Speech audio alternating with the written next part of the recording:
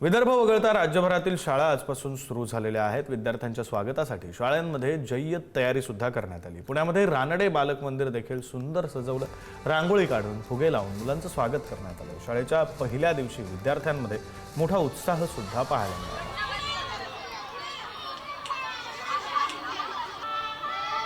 राज्यात आज शाळेचा पहिला दिवस आहे। सर्वत्र शाळेच्या प्रवेशाची आणि उत्साह पाहायला मिळतोय। पुण्यातल्या रानडे बालक मंदिरामध्ये सुद्धा आज सकाळी जे आहे ते विद्यार्थ्यांचं पुष्पवर्षाव करून जे आहे ते स्वागत करण्यात आलेलं आहे आणि आकर्षक अशी जी शाळेची सजावट आहे ते सुद्धा करण्यात आलेली आहे।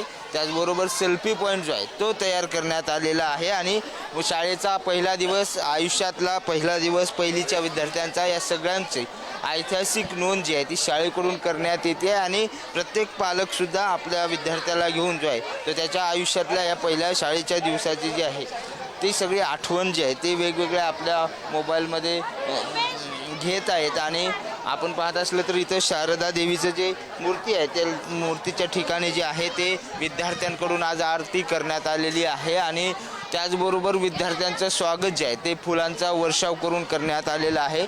2.5 वर्षांच्या बालकासाठी जे आहे ते एक वेगळी खेळाची रूम जी आहे ते सुद्धा आज तयार करण्यात आलेली आहे।